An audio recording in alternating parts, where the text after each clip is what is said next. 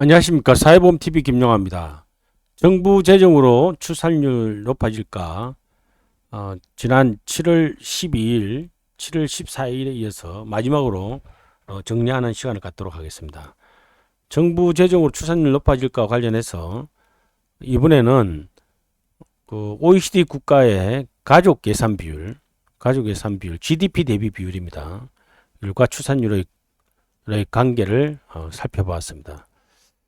이게 이제 가로배는 GDP 대비 가족 예산 비율입니다. 가족 예산 비율. 뭐 많이 하는 국가는 거의 GDP 대비 거의 4% 가까이 접근하는 나라도 있고, 학계 출산율은 뭐 지금 이 나라는 지금 높은 나라 이스라엘이죠.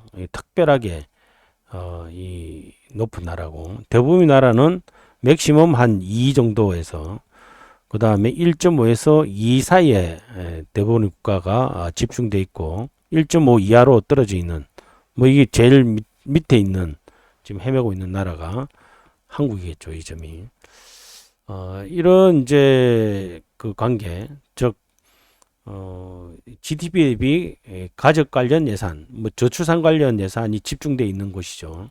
가족 예산 비율이 높으면 높을수록 출산이 높을까? 뭐 이 곡선 모습으로 봤을 때 거의 뭐 이 별 관계가 없는 것처럼 보입니다.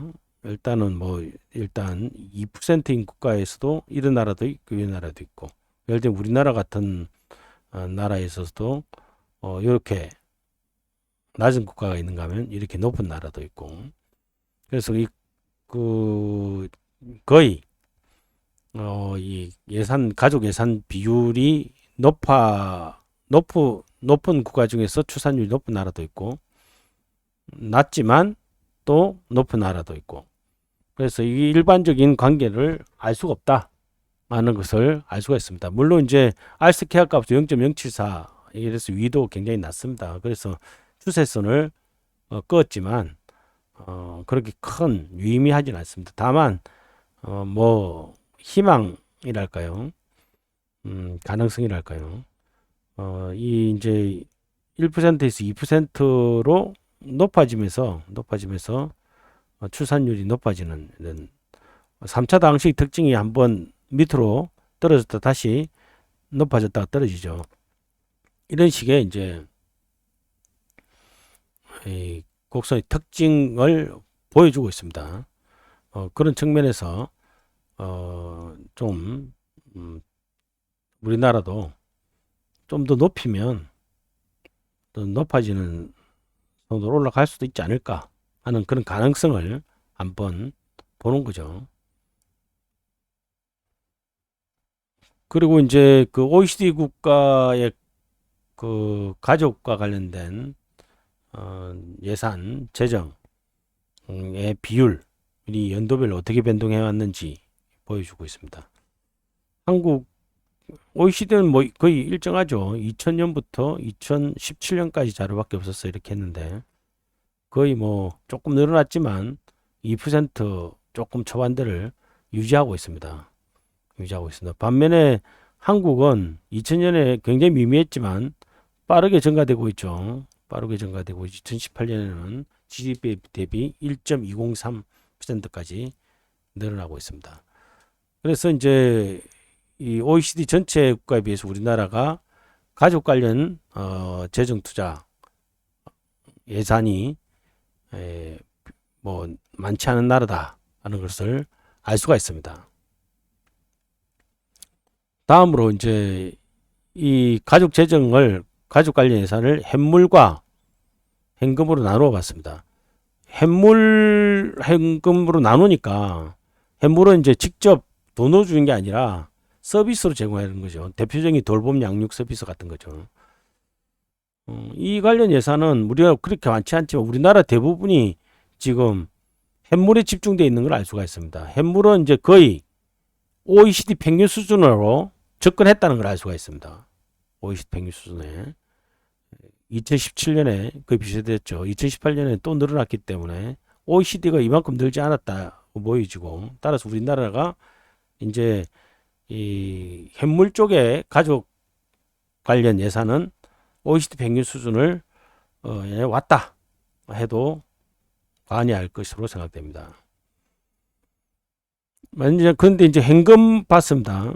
현금을 보니까 현금은 OECD가 평균적으로 한 1%대 1.16%대를 하고 있는데 우리나라는 여전히 0.17%, 0.152%, 0.197%입니다. 그러니까 우리나라가 현물은 OECD 평균 수준에 와 있는데 현금 아동수당 같은 거죠. 이런 예산은 지금 OECD 평균의 뭐 6분의 1 정도, 6분의 1 정도를 보여주고 있습니다. 그래서 재정 투자를 확대한다면 이제는 현물이 아니라 현금에 더 투자를 비중을 높여야 될 때가 아닌가 하는 것을 암시해주고 있습니다. 물론 이제 일반적으로는 현물 쪽에 현물 서비스 쪽에 투자를 확대해야 된다는 주장하는 학자가 많습니다만은 지금 OECD 평균과 비교했을 때 상대적으로 우리나라가 지금 적게 투자하는 부분이 현금이다 하는 것은 분명한 사실인 것 같습니다. 한편 이제 이 저출산 예산과 관련해서 재원 조달하는 측면을 분석을 해봤는데 지금 2020년 기준으로 총 40조 원 넘게 투입되고 있는데 그 중에 기금으로 투입되는 게 20조 원. 기금도 종류가 여러 가지입니다. 주거는 주택도시기금, 일자리 일가정 양립원 고용보험기금, 건강증진기금에서 임신출산, 응급의료기금은 임신출산, 뭐 이런 기금에서 20조 원, 특별회계에서 4조, 국가균형발전회계, 유아교육지원 특별회계 이런 데서 4조, 일반 회계가 9조 9,440억 원, 지방비 5조 6,531억 원. 그러니까 지금 특별회계, 기금, 일반 회계, 지방비 이 네 개로 나눠 보면 상당수가 기금, 그 다음에 일반 회계, 특별회계, 그 다음에 지방비, 그 다음에 특별회계 이런 식으로 지금 재원 조달되고 있다는 걸 알 수 있습니다. 그래서 전체적으로 구성을 보면 51%가 기금인데 이 기금이 단일 기금이 아닙니다. 사실은 다양한 기금 내에서 그냥 모으고 있는 거죠. 이래저런 없는 돈 모으려니까 이렇게 하는데 그렇지만 이 저출산 관련 과제가 국가적 과제라고 생각될 때 이와 같이 이렇게 짜집기식으로 온갖 기금, 일반회계, 지방비, 특별회계에서 여기에 저기에 기금도 여러 개 해서 이렇게 모으는 것이 바람직할 것이냐. 이렇게 해가지고 효과적으로 지금 재정 투자를 할 수 있겠느냐 하는 거죠. 물론 이제 부족한 재원 조달 과정에서 분산되어 있는 것은 이해되지만 이제는 저출산 특별회계 혹은 저출산 기금 같은 것을 조성해서 그런 좀 체계적이고 조직적으로 저출산 예산을 관리할 필요가 있겠다 하는 것을 알 수가 있습니다. 이제 세 번에 걸쳐 나누어 설명드린 부분을 정리하도록 하겠습니다. 저출산 관련 예산은 빠른 속도로 증가해 왔습니다. 연평균 23.8%죠. 2013년까지 상승 기미를 보였으나 다시 낮아졌습니다. 부문별 평가 결과로는 예산 투입 효과가 좋다 하는 것은 증거는 없습니다. 그렇지만 OECD 국가와 비교할 때 지속적인 재정 투자가 필요함을 확인할 수 있었습니다. 저출산 재정 투자의 구성을 볼 때 현물 투자는 OECD 국가 평균 수준에 도달해 있으나 현금 투자가 여전히 낮기 때문에 향후 현금 투자 비중 확대 방안을 검토할 필요가 있겠다 하는 것이 결론 중에 하나가 되겠습니다. 또한 저출산 극복을 위한 재정 투자 효과성을 높이기 위해서는 기금 특별회계, 일반 회계, 지방비로 분산된 재원을 저출산 특별회계 혹은 저출산 기금을 만들어서 통합 효과적으로 관리하는 것이 필요하다 하는 것이 저희 사회보험TV의 제언입니다. 감사합니다. 사회보험TV였습니다.